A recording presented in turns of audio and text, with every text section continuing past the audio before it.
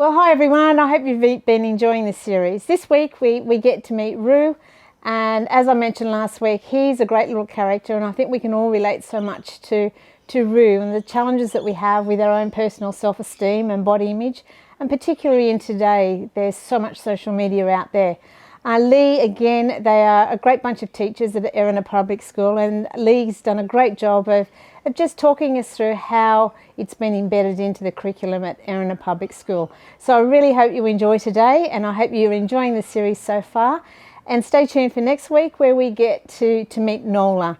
And Nola's a little monster of loneliness. This is something that a lot of people do struggle with. It's really important that we understand the power of knowing who we are, and loneliness doesn't have to be always the way we see. So look forward to you enjoying today, and we'll see you next week.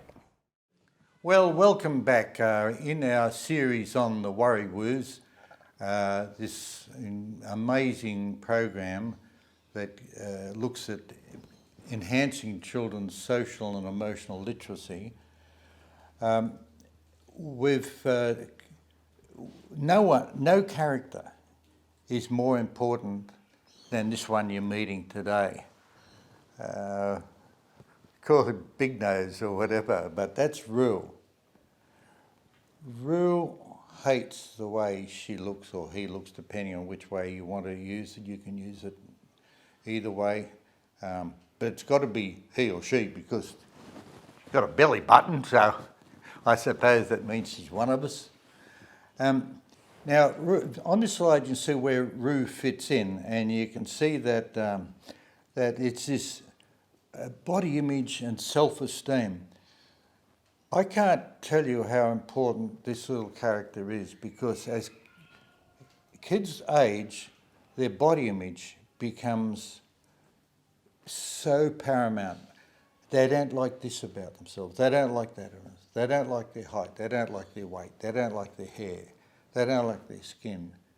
Now, if we can get on top of that when the kids are little so that they do like themselves, regardless of whatever imperfections they have, that's going to last a lifetime. And so it's important we do.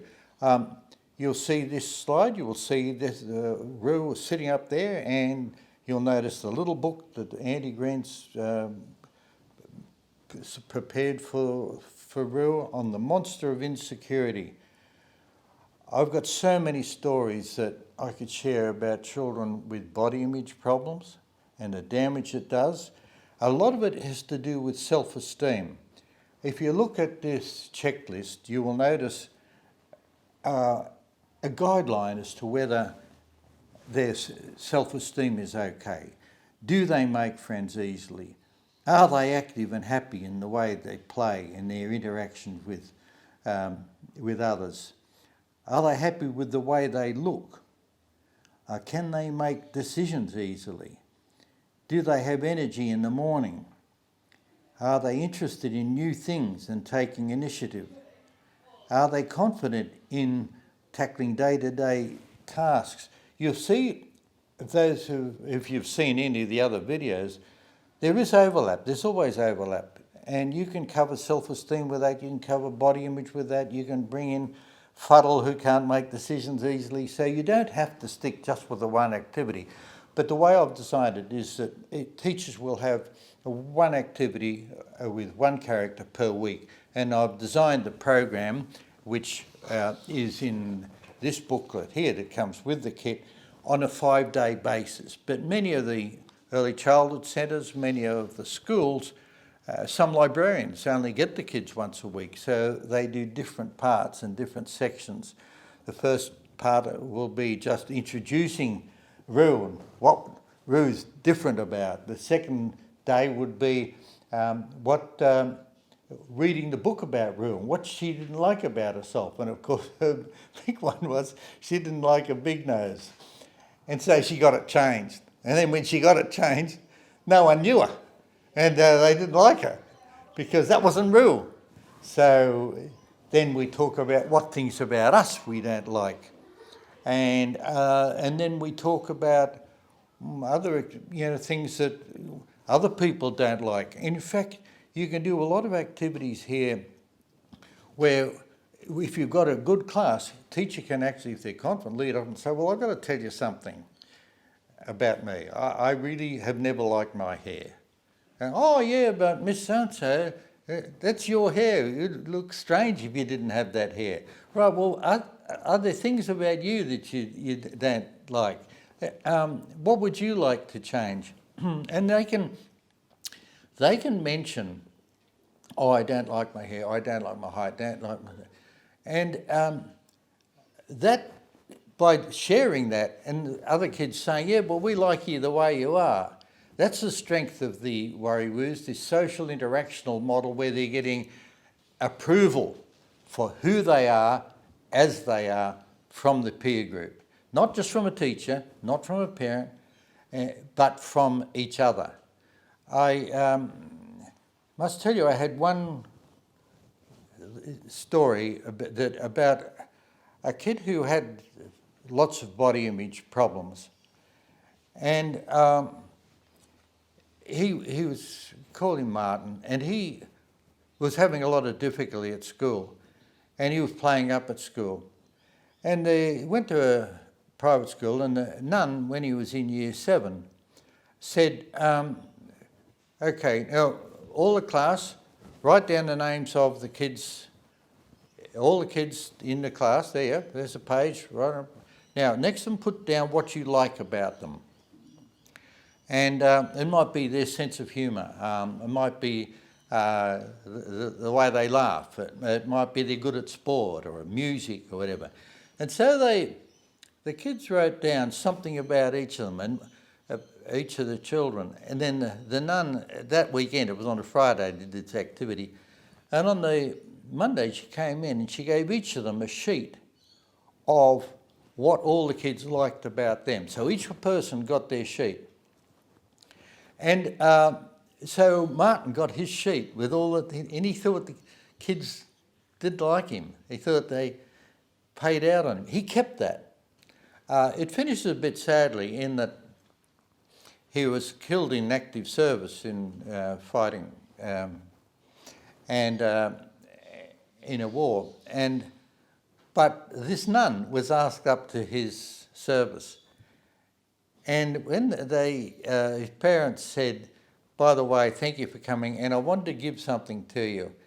And they found on his uniform, in his pocket, the list of all the things the kids had written back down there in year 7 about what they liked about him. It just shows you the depth of how far, how important getting accolades and getting assurances from each other is. Now, if you look at this slide, I've just tried to use, I have a penchant for acronyms, and here we have an acronym on self-esteem. So that might help you to remember. Find out, source their interest, because it might be cheerleading, it might be things nothing to do with school, it might be robotics. You don't know, but your class should know. We should know what really turns that kid on, not just sport or not just academic stuff. What really are the things that motivate them so they feel good about who they are. Encourage their talents and focus on their strengths. The L is link them up with others with similar experiences. And if you can't do that in the school, talk to the parent, and the parent could maybe get them involved. I had one kid who had no interest, but strong shoulders. I got him into archery. And so he linked up with the archery club, but it wasn't available at the school. Focus on reframing their skills. So instead of looking at their weakness and their negative self-talk, focus on their strengths and positive self-talk. The letter E, engineer opportunity for positive school involvement with those talents, whether it's singing or one little girl I was seeing just recently struggling so much at school. But she's great at doing backflips, she's great at cheerleading. And so she demonstrated it to the class, and they didn't think she had much talent at all. Now they know. Start class summaries of what we like about, as I mentioned with Martin.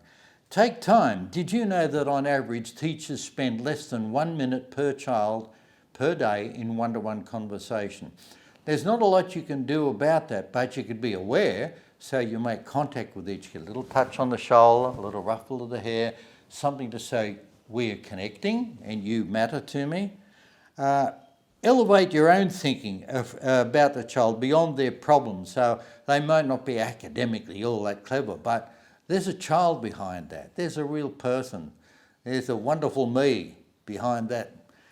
And encourage the class in positive self-talk so they're not putting each other down, because that hurts so much.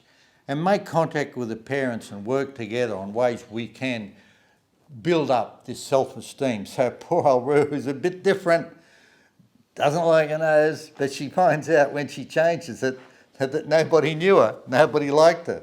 So she asked for the nose back again, and she got it back just before sunset, and then of course she would have been stuck with it for life. Again, I refer you to this book, Embrace Your Emotions. It's a cross-curricular guide.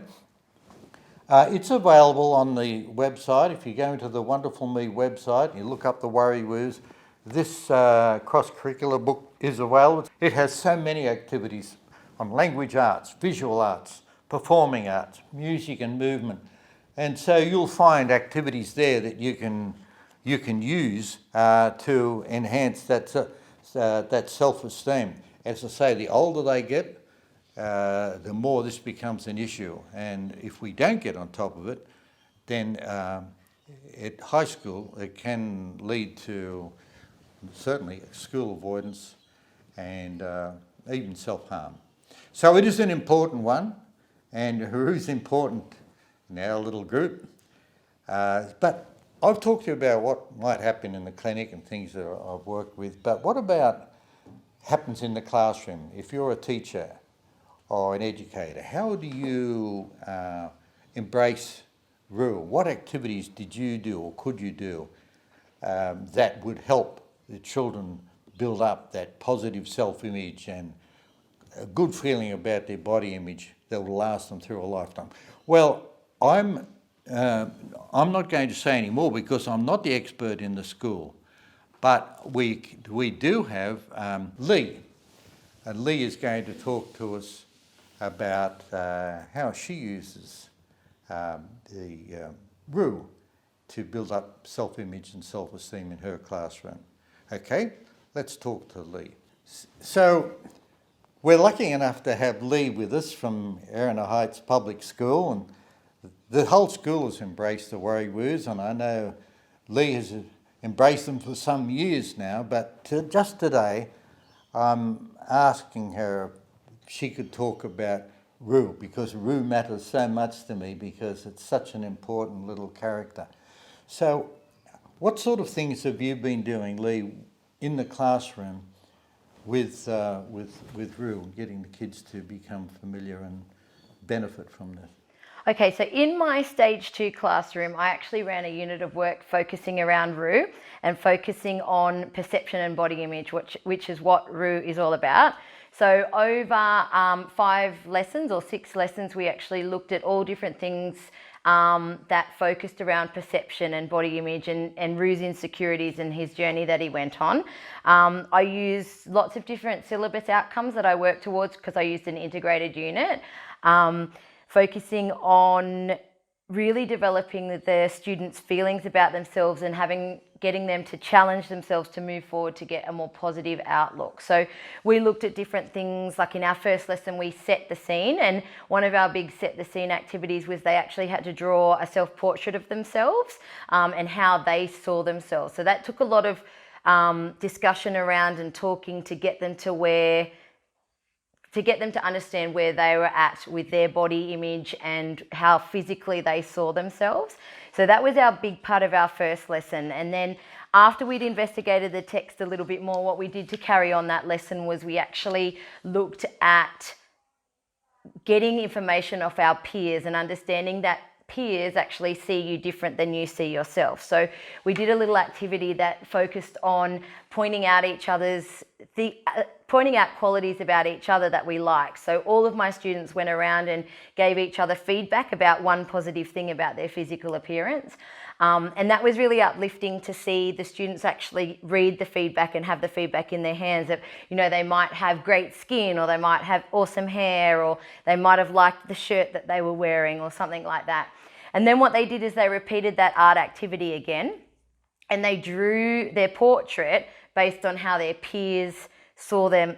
So then they're at the end, they were able to compare how they saw themselves and then how the peers saw themselves. And there was a substantial difference in the images and what they came up with. And you could actually see off the students how excited they were and how proud, I guess, they were of how everybody else saw them. So that was really exciting to see. And it was a really powerful lesson to be able to experience that with the students, and even just for them to read that feedback, things that they'd never considered about themselves that their peers had given onto them.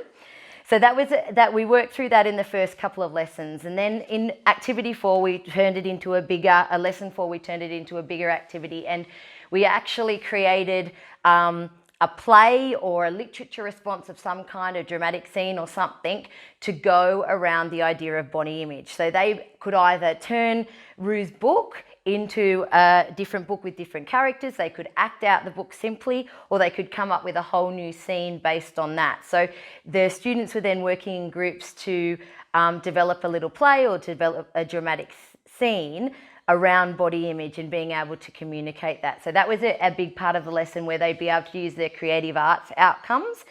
And then what we've done and what we're working through currently at the moment is actually using green screen technology to be able to film their plays and their drama, and be able to then change the background and put backgrounds into their skits or the scenes to match with their feelings and body image. So it's been a really great unit to use all sorts of different outcomes to come together with some different activities. How have the kids, I just gather from what you're saying that they've enjoyed it. What do you think have been some of the best outcomes for your group? The thing that sticks in my mind is particularly the post-it activity, where they had to reflect on each other, because that was really hard for them, particularly at year 3 and 4. They're worried about what the girls think of the boys and the boys think of the girls. So hearing that feedback off both genders and people that they may not necessarily be great friends with and things like that really pumped them up, and really were able to, it was kind of like a light bulb moment for them, where they were able to go, oh, okay, this is how this person sees me, or I don't really have a big nose, or they've never noticed my big ears that I think that I have. So that was really powerful for the students, I think, to see that, you know, we're always very negative on ourselves. It's easy to be negative rather than positive. And I think our students today and our kids in our society today are very good at being negative as well. So having that positive side, and then having their artwork then to compare that and actually see that in concrete, was really powerful. And I think doing the drama or the literature response has been good, because then they've been able to work out and put forward their understanding of body image and perception and communicate that to a wider audience. So I think it's been the book has been a really powerful book and a really great catalyst for some awesome teaching and learning to happen in the classroom.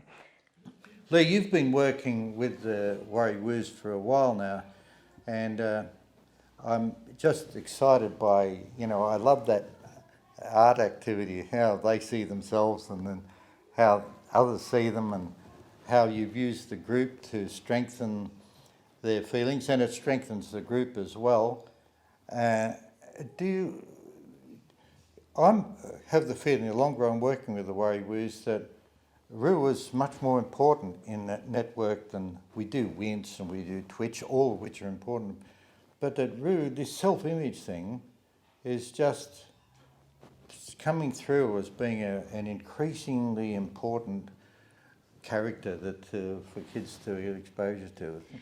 I absolutely agree, and I think given that it's a stage 2 class, and my experience with the Worry Woos has been more catered to, being able to do something so significant as body image with stage 2 students that understand body image a little bit more and understand insecurities and understand their perceptions of themselves, I think was just so amazing, because it really hit home to them of what it means to have a positive and negative outlook. And I think that body image, particularly in our day and age, in our community with social media the way that it is, and the way it's a very natural thing to compare with each other, I think it's something that is just such a big issue in our community, that the book and Rue's character is so very important in communicating that it is actually not, and the way that we see ourselves isn't necessarily the way that other people see ourselves. And